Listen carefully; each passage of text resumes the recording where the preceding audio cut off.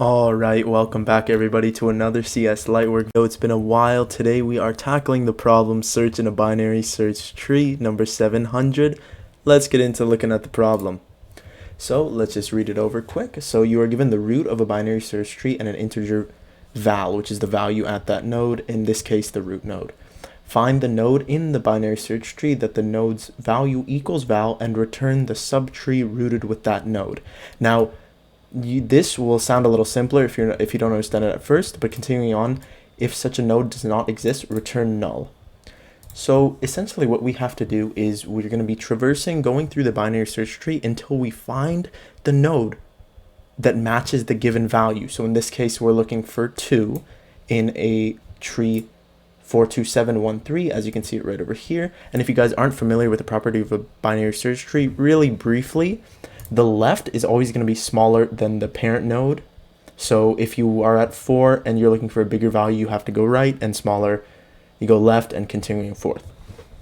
So one thing I do want to note about this problem is, contrary to what you might think to begin with, how the nodes work is it has a val element, a left and a right, but the left and right value isn't just the node. So the root's left isn't just 2, it's the whole subtree to the left and it's the whole subtree to the right. So I'm just going to show you guys that, so it'll kind of make more sense once we get into the solution. So as you guys see, I just printed it out here, printed out the root, and so the val for the root is 4, and then that left value is a whole other tree, right?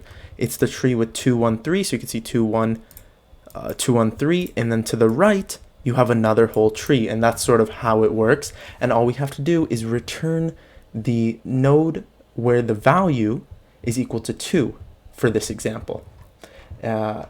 Essentially, that's what we're going to do. So let's get into sort of the whiteboarding rundown, and I'll kind of explain it to you without coding it up, and then we'll code it up. Alright, so let's get into the whiteboard explanation so I can kind of explain to you guys how to conceptually approach this, and then we can get into the syntax. Feel free to skip to the syntax if you already kind of understand the problem. Slow it down if I'm going too fast, or leave any questions in the comments below. So I copied the example from the LeetCode question itself to kind of show you guys how this is supposed to be done. So this is our sample input, right? What we're given is the root and its tree formatted the way it would be left to right by layer. So 4, 2, 7, 1, 3, and the value we are looking for.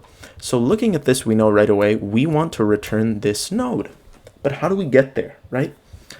So conceptually, what we have to do is, if you guys are already familiar with traversing BST, it'll be easier for you guys. If not, that's okay. So what we have to begin with is the root, right? That's what we have to be working with.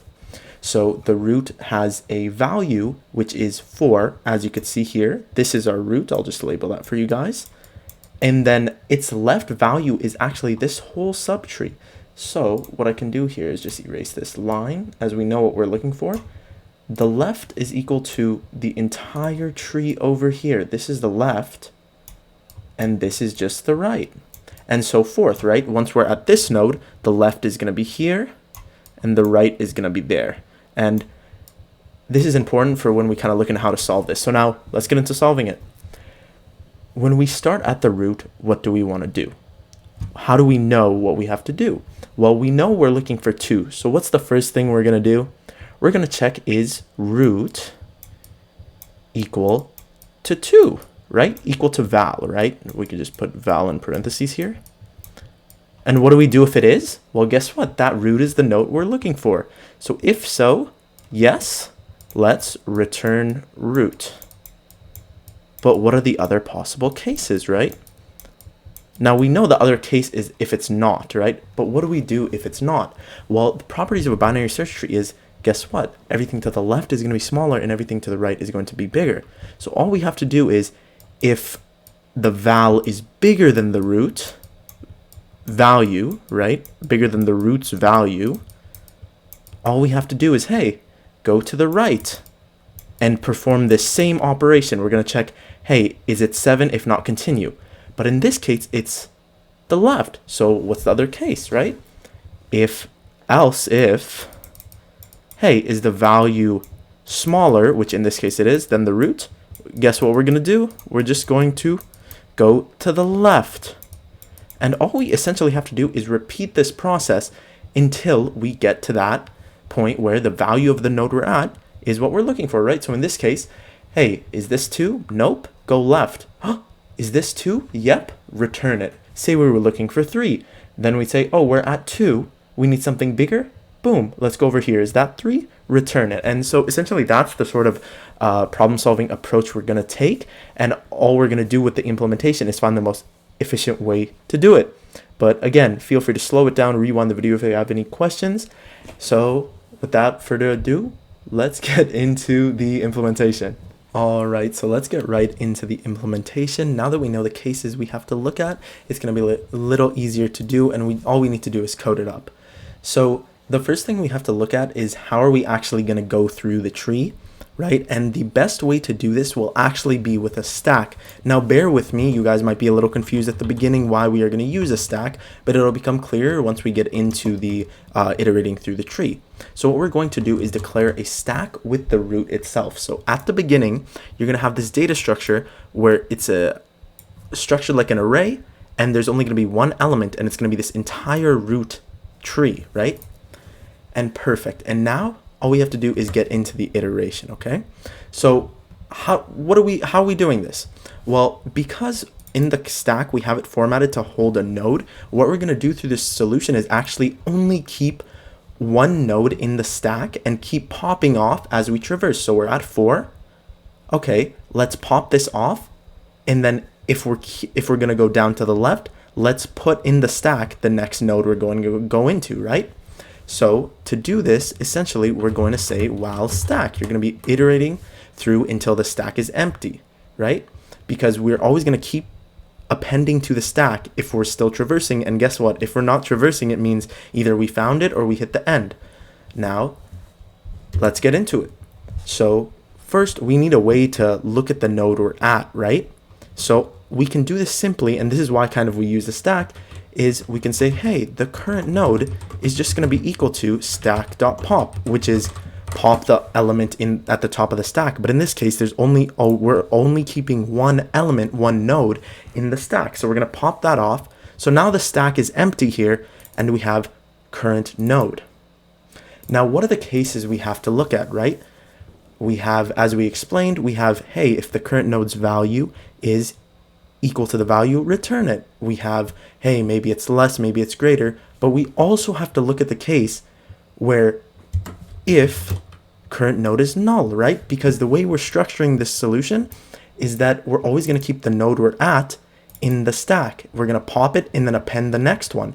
So if we ever get to a case where the current node is empty, then we need to return none, because that's the case we got to where there's no node with that value. And again, it may sound a little confusing, but bear with me as we go through the solution. I promise it's going to make more sense. So what we're going to do here is say if not current node, return none. Now, if you're not as familiar with Python syntax, all this means is if current node is equal to null, return null, return nothing, right? Now, what are the other cases we have to look at while we're going through? At this point, it's the root, but it could be the next one. You'll see. So as we mentioned before, we have to check, hey, is the value of the node what we want? If so, return it, right? So if current node, and we know up here it's .val to access the value. If current node .val is equal to val, guess what? We found it. Hooray. We're just going to return current node, and we're returning the whole node, right? It says to return the subtree, but you have to remember each node is its own subtree. Now, what's the other cases? Like we mentioned before, we can have either, hey, the value we're looking for is less than the root or the current node we're at, or hey, the value is greater than the current node we're at, okay? So let's look at a case where we are at 4 and we're looking for 2. Let's say, hey, if the current node we're at, in this case it's the root, if the current node we're at value is actually greater than the value we need, what are we going to do? Well, it's a binary search tree. So if this is greater, we want something smaller, we have to go to the left. So all we are going to do to go to the left, and this is why we use the stack. Remember, the stack is going to hold the node we want to iterate next. So right now here, boom, we popped it off the stack. Stack is empty. So now we are going to fill the stack with the subtree to the left. So in the stack now, what you have is this 2 tree, and it's just going to keep going through until we hit the node we want. Now in this case it's 2, but if we were looking for 1, it would go through once more. If we were looking for 3, it would go through once more the other way. But we have to program for that other way, right? Because some trees are going to be different than the other. So what's the other situation to this? Well, else if the current node is smaller than the value we're looking for, right? Then we have to go right to find a bigger value. So all we're going to do is put in the stack the right subtree. Now, in terms of implementation, this is actually it, right? Because all we're doing is we're continuously going through the tree. Hey, if we hit a point where we haven't found it yet and we're out of tree, well, it's not there. If it's equal, hey, we got to return it. And then if the current node we're at is bigger, we need to go left. If it's smaller, we'd have to go right. And that's simply it. And you're always in a situation where the stack will be full, except for the case where, guess what? You've hit the end and you haven't found it, and it will return. So you don't have to worry about putting anything outside of this while statement. And we could just run this. And as you can see, it passed all the test cases, right? And we could just submit this right over here. And as you can see, it beats 95% in speed. And the solution was completely accepted. Now, if you're coming in here with no knowledge of the binary search tree, it might be a little difficult, so feel free to ask any questions in the description below. Again, if I went too fast, I apologize. Feel free to leave any questions, comments, and concerns. I will be leaving, of course, the source code at the top of the description below, but I hope this kind of helped you understand how we're getting to this problem, why we used the data structure we used, the methods we used, and looking at the cases we needed to investigate. But without further ado, that concludes the video. I hope you guys are doing well and have a great rest of your day. Leave some love in the comments, the likes, leave a subscribe if this helped you, and take care. Peace.